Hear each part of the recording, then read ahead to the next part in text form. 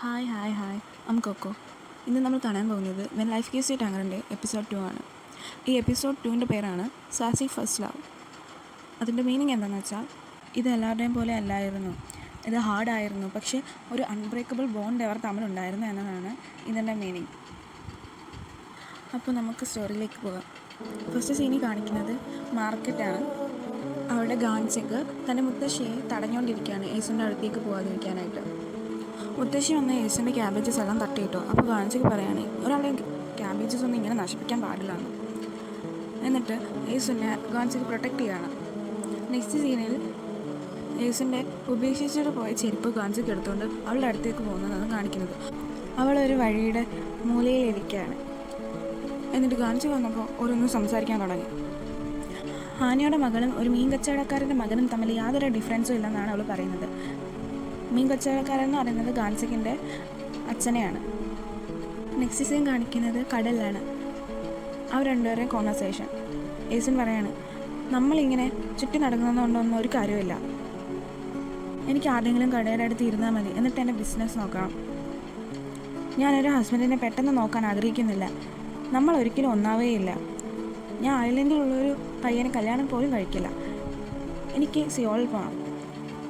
ഗാൻസിക്ക് പറയണം, ഗ്യോങ്കി എന്ന് പറയുന്ന ഒരു സ്ഥലത്ത് നിൻ്റെ അങ്കിളിൻ്റെ ഒരു സ്റ്റോർ നടത്തുന്നില്ലേ? അപ്പോൾ യേശുൻ പറഞ്ഞു, ഗോങ്കി സിയോളിന് അടുത്താണെന്ന്. ഈ കടലാണ് യേശുവിൻ്റെ അമ്മയും അച്ഛനെയും കൊന്നുകളഞ്ഞത്. അപ്പോൾ അവൾ പറയാണ്, ഈ കടലാണ് എൻ്റെ അമ്മയും അച്ഛനെയും എൻ്റെ നിന്ന് തട്ടിയെടുത്തത്.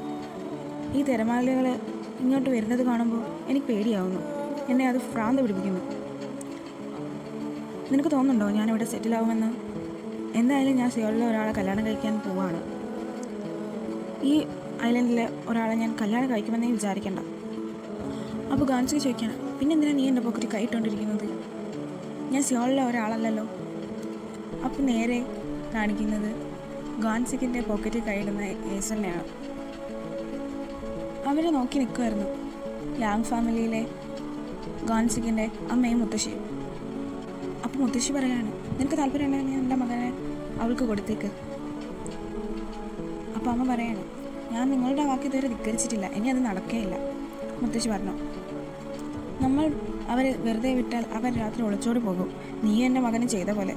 അമ്മ പറയുന്നു, ഓ, ഞാൻ നിങ്ങളുടെ മകനെ കട്ടെടുത്തോ അല്ലേ? ഒരമ്മ പറഞ്ഞു, നമ്മുടെ ഈ ചെറിയ ഐലൻഡിൽ ഷിപ്പൊക്കെ തീ പോലെയാണ് പടർന്നു പോകുന്നത്. എല്ലാവർക്കും അറിയാം നീ പണ്ട് ചെയ്തത്. നീ എന്തിനു നല്ലവളാകാൻ നോക്കുന്നേ? അവർ ടീനേജേഴ്സാണ്, കുറച്ച് നാൾ കൂടി കാണും, എന്നിട്ട് അവൾ അതൊക്കെ കളയും. അവരെ വെറുതെ വിട്ടേക്ക്, നിങ്ങൾ അതോർത്ത് വിഷമിക്കേണ്ട. അമ്മ പറഞ്ഞു, നമ്മുടെ ഫാമിലിയിലെ ആൺമക്കൾ ഇഡിയറ്റ്സ് ആയിരുന്നു, ഒരമ്മ പറഞ്ഞു. അപ്പം അമ്മ പറഞ്ഞു, നിങ്ങൾ അവരെ വെറുതെ വിട്ടേക്ക്. എങ്കിലും എൻ്റെ മകൻ ഒരു പിച്ചക്കാരിയെ കൊണ്ടുവരുമെന്ന് വിചാരിക്കുന്നില്ല ഞാൻ. അടുത്ത് കാണിക്കുന്നത് ക്യാനോല ഫ്ലവേഴ്സ് ഉള്ള ഒരു ഗാർഡനാണ്. ക്യാനോല ഫ്ലവേഴ്സ് എന്ന് പറയുന്നത് ഈ സ്ക്രീനിൽ കാണിക്കുന്ന യെല്ലോ ഫ്ലവേഴ്സാണ്. അപ്പോൾ യേശുവിൻ്റെയും ഗാൻസിക്കിൻ്റെയും കോൺവെർസേഷനാണ്. അപ്പോൾ യേശു പറയാറുണ്ട്, നീ പണ്ട് എനിക്ക് ബാക്കി വന്ന സാധനങ്ങളൊക്കെ തരുമായിരുന്നു സ്കൂളിൽ വെച്ച്. അപ്പോൾ ഗാൻസി പറയാണ്, എന്താ നിന്നോട് സാധാരണ തോന്നിയിട്ടാണ് ഞാനിതൊക്കെ ചെയ്തതെന്ന് നീ കരുതുന്നുണ്ടോ? എന്നല്ല. യേശു ചോദിച്ചു, പിന്നെ എന്തിനാണ് നീ അതൊക്കെ എനിക്ക് വേണ്ടി ചെയ്തത് എന്ന് ചോദിച്ചപ്പോൾ ഗാൻസിക്കാണെങ്കിൽ പെട്ടെന്ന് അവൻ്റെ പോക്കറ്റിൽ കൈയിട്ട് യേശുവിൻ്റെ കൈയും അവൻ്റെ കൈയും കോർത്ത് പിടിച്ചു. എന്നിട്ട് പെട്ടെന്ന് അവൻ എന്നെ കിസ് ചെയ്തു. അവൾക്കത് അൺഎക്സ്പെക്റ്റഡ് ആയിരുന്നു. അവൾ പെട്ടെന്ന് ദേഷ്യപ്പെട്ടു. എന്നിട്ട് അവൾ ചോദിച്ചു, നിനക്ക് എന്നെ ഇഷ്ടമാണോ? അവൾ ഗാൻസി പറഞ്ഞു, എനിക്ക് നിന്നോട് ജീവിക്കണം. കിസ് ചെയ്തതിന് ശേഷം യേശുവിന് എന്തൊക്കെയോ വിളിച്ചു പറഞ്ഞു. ഗാൻസിക്ക് അതിനെ പറ്റി ചോദിച്ചു, എന്തൊക്കെയാണ് നീ വിളിച്ചു പറയുന്നത്? എന്തിനാണ് നീ എൻ്റെ പോക്കറ്റിൽ എപ്പോഴും കൈയിടുന്നത്? നിൻ്റെ ചുണ്ട് എപ്പോഴും എന്താ ഇങ്ങനെ ഇരിക്കുന്നത് എന്ന് ചോദിച്ചു. അപ്പോൾ യേശുവിന് പറഞ്ഞു, ഞാൻ ലിപ്സ്റ്റിക് ഇടാറുള്ളത്. ഗാൻസി പറഞ്ഞു, അതുകൊണ്ടെന്താ? അപ്പോൾ യേശുവിൻ പറഞ്ഞു, ഞാൻ എപ്പോഴും റെഡി ആയിരുന്നു. ഗാൻസിക്ക് എന്താണെന്ന് ചോദിച്ചു. യേശുവിൻ പറഞ്ഞു, 14 വയസ്സ് മുതലേ ഞാൻ എല്ലാത്തിനും റെഡി ആയിരുന്നു എന്ന് പറഞ്ഞു. ഗാൻസിക്കിന് ഇത് ഭയങ്കര ഷോക്കായിരുന്നു. അങ്ങനെ അവർ രണ്ടുപേരും കിസ് ചെയ്യുന്നു. നെക്സ്റ്റ് സീനിൽ കാണിക്കുന്നത് കുറേ വർഷങ്ങൾക്ക് ശേഷമാണ്. നമ്മുടെ യേശുവിനും അവളുടെ ഫാമിലിയൊക്കെ കാണിക്കുകയാണിപ്പോൾ. യേശുവിനൊരു മിഡിൽ ഏജറായി. ന്യൂസ് കേട്ടുകൊണ്ടിരിക്കുകയാണ് അവർ. അപ്പോൾ ന്യൂസിൽ പറയുകയാണ് ഈ ഫസ്റ്റ് ലവിനെ കുറിച്ചൊക്കെ. അപ്പോൾ യേശുവിൻ്റെ മകൾ ചോദിച്ചു, അമ്മേ, അച്ഛനാണോ നിങ്ങളുടെ ഫസ്റ്റ് ലവ്? അപ്പോൾ യേശു പറഞ്ഞു, എനിക്കറിയില്ല, ഞാൻ അതൊക്കെ മറന്നുപോയി. അപ്പോൾ മകൾ പറഞ്ഞു, അറ്റ്ലീസ്റ്റ് കിസ്സെങ്കിലും അച്ഛനായിരുന്നോ? ഇരിക്കുന്ന മകൾ പറഞ്ഞു, നീ എന്തിനാ അമ്മേനെ ഇങ്ങനെ കഷ്ടപ്പെടുന്നത്? അമ്മയ്ക്ക് ഈ ചോദ്യത്തിനോടൊന്നും താല്പര്യമില്ല, നീ എന്ത് ചോദിക്കാതെ ഇരിക്കുക. അപ്പോൾ ഏസിൻ്റെ അനിയത്തി വീട്ടിലേക്ക് വരികയാണ്. ഇപ്പോഴാണ് നമ്മൾ ഏസിൻ്റെ മകളുടെ മുഖം നമ്മൾ കാണിക്കുന്നത്. ഏസിൻ്റെ പണ്ടത്തെ ഫേസ് തന്നെയാണ് ഏസിൻ്റെ മകൾക്കുള്ളത്. നെക്സ്റ്റ് സീനിൽ കാണിക്കുന്നത് കാനോള ഫ്ലവേഴ്സിൻ്റെ ഗാർഡനിൽ അവർ രണ്ടുപേരും ഉള്ളതാണ്. ഏസിൻ പറയാണ്, ഞാൻ നിന്നെ എന്തായാലും കല്യാണം കഴിക്കില്ല. അപ്പോൾ ഗ്വാൻസയ്ക്ക് ടോപ്പിക്ക് മാറ്റാൻ നോക്കുന്നു. ഏസിനാണെങ്കിൽ അത് മനസ്സിലായിട്ടവൾ പറഞ്ഞു, നീ മര്യാദയ്ക്ക് നടത്താൻ നോക്കുമോ, ഒന്നും മിണ്ടണ്ട. അപ്പോൾ നെക്സ്റ്റ് സീൻ കാണിക്കുന്നത് ഫ്ലാഷ് ബാക്ക് തന്നെയാണ്.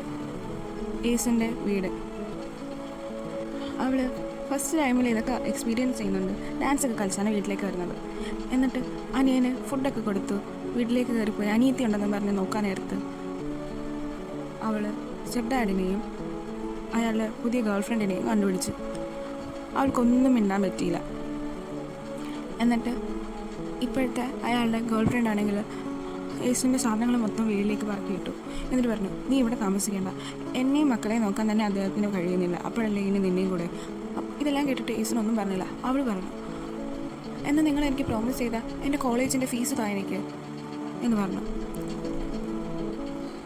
പുതിയ ഗേൾ ഫ്രണ്ട് അതിനും സമ്മതിച്ചില്ല. അങ്ങനെ ഏസൻ അവളുടെ മുത്തശ്ശിയുടെ വീട്ടിലേക്ക് പോയി. അപ്പോൾ അങ്കിൾ പറഞ്ഞു, നിനക്ക് എന്താ വേണ്ട ഞങ്ങളുടെ കയ്യിൽ നിന്നെ?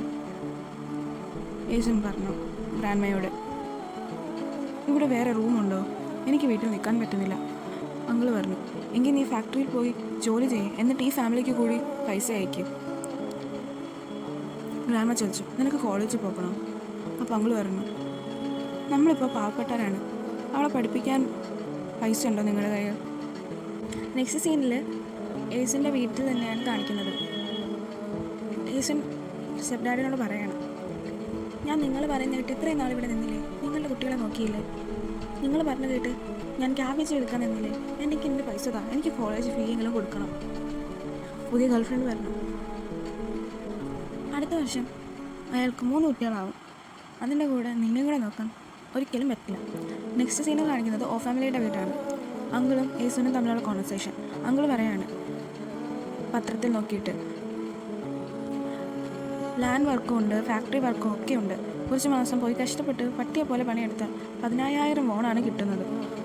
പലർക്കും അറിയാമായിരിക്കും, എന്നാൽ അറിയാത്തവർക്ക് വേണ്ടി പറയാണ്, വോൺ എന്ന് പറയുന്നതാണ് അവിടുത്തെ കറൻസി.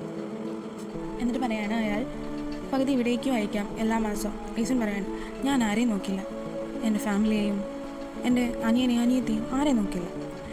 ഈ അനിയനും അനിയത്തെയും സ്റ്റെപ്പ് ഡാഡിൻ്റെ മക്കളാണ്. ഏസൻ മാത്രമാണ് ആന്യയുടെ ആദ്യത്തെ ഭർത്താവിൽ ഉള്ളത്. കഥയിലേക്ക് വരാം. എന്നിട്ട് അങ്കിൾ പിന്നെ നീ എന്ത് ചെയ്യുമെന്ന് ഏസനോട് ചോദിച്ചു. ഏസൻ പറഞ്ഞു, എനിക്കൊരു വണ്ടിയെപ്പോലെ ജീവിക്കേണ്ട, എൻ്റെ അമ്മ അതോർത്ത് ഒരുപാട് കരയും. അടുത്ത സീനെ കാണിക്കുന്നത് രാത്രിയാണ്. ഏസൻ പറയുന്നത് എല്ലാം കേട്ടിട്ടും ഗാൻസിന് എന്ത് ചെയ്യണമെന്നേ അറിയില്ലായിരുന്നു. അവൻ അവളെ ആശ്വസിപ്പിച്ചു. കഥ നടക്കുന്നത് 1968 അവർ ഒളിച്ചോടാൻ പ്ലാൻ ഇട്ടു. അന്നേ ദിവസം രാത്രി അവർ ഒളിച്ചോടാനായി തീരുമാനിച്ചു. ഗാൻസിക്കും ഏസനും അവരവരുടെ വീട്ടിലെ കുറേ സാധനങ്ങൾ എടുത്തു. ഗാൻസിക്കിൻ്റെ വീട്ടിലൊരു ഗോൾഡൻ ഫ്രോഗ് ഉണ്ടായിരുന്നു. അവനത് തന്നെ എടുത്തു. ഏസനും ഗാൻസിക്കും കുറേ മോതിരവും ചെയിനും എല്ലാം എടുത്തിരുന്നു. അപ്പോൾ ഏസൻ ഗാൻസിക്കിനോട് പറഞ്ഞു, നിനക്ക് പേടിയുണ്ടോ? നിനക്ക് നിൻ്റെ അമ്മയോ മുത്തശ്ശിയോ ആരെങ്കിലും പേടിയുണ്ടോ? എങ്കിൽ നീ തിരിച്ച് വീട്ടിലേക്ക് പോയിക്കോളൂ. അപ്പോൾ ഗാൻസിക്ക് പറഞ്ഞു, ഞാൻ 19 വർഷം വരെ ജീവിച്ചു, എന്നിട്ടും ഇത്രയും അധികം എക്സൈറ്റഡ് ആയിട്ടുള്ളൊരു ദിവസം ഉണ്ടായിട്ടേ ഇല്ല എന്ന് പറഞ്ഞ് ഗാൻസിക്ക് അവളെ കിസ് ചെയ്തു. അങ്ങനെ അവർ ഷിപ്പിലേക്ക് കയറി. രാവിലെയാണ് സമയം. ഓഫീസർ അവരോട് പ്രൊഫഷണൽ ID ചോദിച്ചു. അതുണ്ടെങ്കിൽ മാത്രമേ അവർക്ക് ഷിപ്പിൽ യാത്ര ചെയ്യാൻ പറ്റുള്ളൂ. പക്ഷെ അവർക്ക് അതൊന്നും ഇല്ലായിരുന്നു. അപ്പോൾ അയാൾ ചോദിച്ചു, നിങ്ങൾ മൈനറാണോ? നിങ്ങൾ ഓടിച്ചോടിയെന്നാണോ എന്നൊക്കെ ചോദിച്ചു.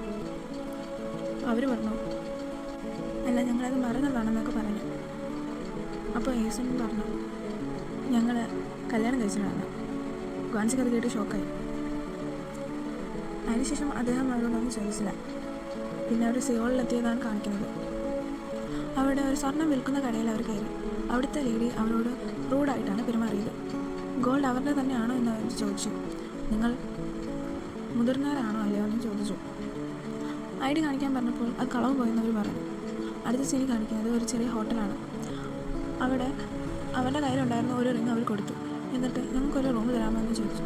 ഞങ്ങളുടെ കയ്യിൽ നാഷണൽ ഐ ഡിയും പ്രൊഫഷണൽ ഐ ഡിയും ഒന്നും ഇല്ലെന്നവർ പറഞ്ഞു.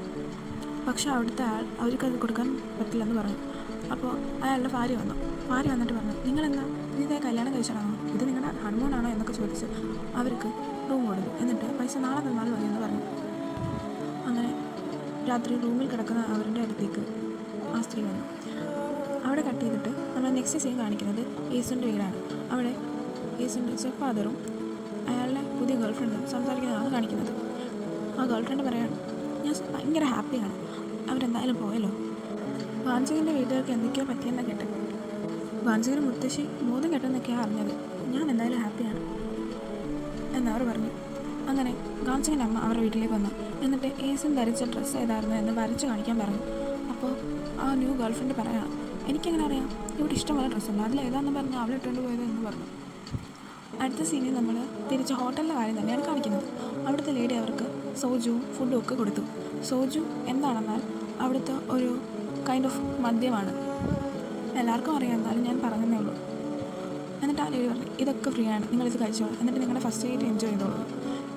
അടുത്ത സീനിൽ കാണിക്കുന്നത് ഗാൻസിങ്ങിൻ്റെ അമ്മ അവരെ അന്വേഷിക്കുന്നതാണ്. അങ്ങനെ അവരുടെ നാട്ടിൽ നിന്നും സിയോളിലേക്ക് വരികയാണ്. പിന്നെ അടുത്ത സീൻ കാണിക്കുന്നത് ആ ചെറിയ ഹോട്ടൽ തന്നെയാണ്. അവിടെ അവരുടെ റൂമിൽ അവർ ഫാൻ ഒടിഞ്ഞു കിടക്കുന്നത് കണ്ടു. അപ്പോൾ ഡോറ് വഴി ഒരു ബില്ല് വന്നു. ടോട്ടൽ 640 പോണായെന്ന് പറഞ്ഞാണ് വന്നത്. അപ്പോഴാണ് അവർ ശ്രദ്ധിക്കുന്നത് അവരുടെ ബാഗും സ്യൂട്ട് കേസും എല്ലാം മിസ്സായത്.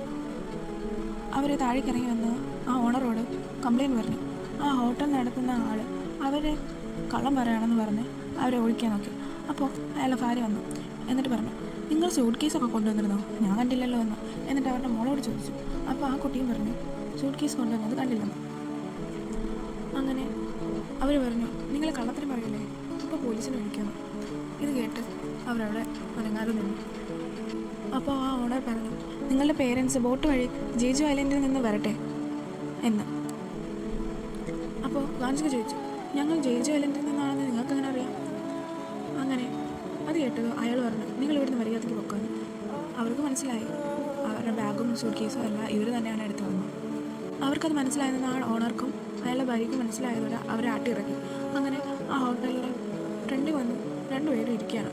എന്ത് ചെയ്യണമെന്ന് അറിയാതെ ഗാൻസിങ്ങിൻ്റെ ഗോൾഡൻ ഫ്രോഗും പോയി. യേശുവിൻ്റെ അമ്മയുടെ ഏക ഒരു ഫോട്ടോ ആയിരുന്നു ഉണ്ടായിരുന്നത്, അതും പോയെന്ന് സങ്കടത്തിലിരിക്കാനാവും. അപ്പോഴാണ് അവിടേക്ക് പുതിയൊരു സ്ത്രീ ഹോട്ടൽ അന്വേഷിച്ച് വരുന്നത്. അവരവിടേക്ക് കയറി പോകുന്നത് അവർ കണ്ടു. അങ്ങനെ അവർ ഫോളോ ചെയ്ത് ഗാൻസിക്കും യേശുവിനും പോയി. എന്നിട്ട് അവരുടെ പുതിയ ഏരിയ കിട്ടിയെന്ന സന്തോഷത്തിലായിരുന്നു ആ ലേഡിയും അവരുടെ ഭർത്താവും. ഇനി അടുത്തത് കാണിക്കുന്നത് അന്നേ ദിവസം രാത്രിയിലുള്ള ഒരു സീനാണ്. യേശുവിനും ഗാൻസിക്കും മതിൽ ചാടി ഹോട്ടലിലേക്ക് കയറി. എന്നിട്ട് ആ പുതിയ വന്ന ലേഡിയുടെ റൂമിലേക്ക് കയറി. എന്നിട്ട് അവരോട് പറഞ്ഞു, നിങ്ങൾ ഇന്നത്തെ ദിവസം ലൈറ്റ് അണയ്ക്കുകയും ചെയ്യുന്നത്. അങ്ങനെ ആ ഓണറും അയാളുടെ ഭാര്യയും ആ സ്ത്രീ ലൈറ്റ് അണയ്ക്കുന്നത് വരെ നോക്കിയിരുന്നു. ലൈറ്റ് അണയ്ക്കുന്നില്ല എന്ന് കണ്ടപ്പോൾ അവർ കിടന്നുറങ്ങി. അതിനുശേഷം ഈസോൺ ഗാൻസിക്കും ആ ഓണറിൻ്റെ റൂമിൽ കയറി. എന്നിട്ട് അവരുടെ ഹോട്ടലിലെ പൈസ വയ്ക്കുന്ന ഒരു ബോക്സും അതുപോലെ തന്നെ വേറെ എന്തൊക്കെയോ കുറച്ച് സാധനങ്ങളോടെ എടുത്തിട്ട് പോകാനായിട്ട് നിന്നു. അപ്പോഴാണ് യേശുൻ അവളെപ്പോഴും ധരിക്കാറുണ്ടായിരുന്ന ഒരു ഹെയർ പിന്ന് ആ കുട്ടിയുടെ തലയിൽ കാണുന്നു. അപ്പോൾ അവൾക്കത് വേണമെന്നായിരുന്നു ആഗ്രഹം. അപ്പോൾ അവൾ ഹെയർ പിൻ ഊരി എടുക്കാൻ നേരത്ത് ആ കൊച്ചുകുട്ടി എണീക്കും. എന്നിട്ട് ഉറക്കം ആലോചിച്ച് കരയും. അപ്പോൾ അവരുടെ അമ്മയും അച്ഛനും എണീക്കും. അങ്ങനെ അവർ യേശുവിനെയും ഗാൻസിനെയും പിടിച്ചു വയ്ക്കാനായിട്ട് നിൽക്കും. അങ്ങനെ ഓടിച്ചിട്ട് അവർ പിടിക്കും. യേശുവിനെ ആ സ്ത്രീ തറയിലിട്ട് അവളെ ശ്വാസം പൊട്ടിപ്പിക്കാൻ നോക്കും. അപ്പോൾ ഗാൻസിനോട് യേശു പറഞ്ഞു, നീ ഓടിക്കോ, നീ പണമായിട്ട് ഓടിക്കോ എന്ന് പറയും. പക്ഷെ ഗാൻസിനെ അവളെ തനിയിട്ടിട്ട് പോരാൻ തോന്നിയില്ല. അങ്ങനെ അയാൾ പറയുന്നത് കേട്ട് അവൻ ആ ബോക്സ് താഴെ ഇട്ടു. എന്നിട്ട് അവൻ ഓടി വന്ന് അയാൾക്ക് ഒരു പഞ്ച് കൊടുത്തു. അങ്ങനെ യേശുൻ തറയിൽ കിടന്നുകൊണ്ട് ആ സ്ത്രീയെ പിടിക്കാൻ തുടങ്ങി. അത് കാണിച്ചുകൊണ്ടാണ് നമ്മുടെ സെക്കൻഡ് എപ്പിസോഡ് തീരുന്നത്. Hope you all like it. Thank you and bye. See you soon.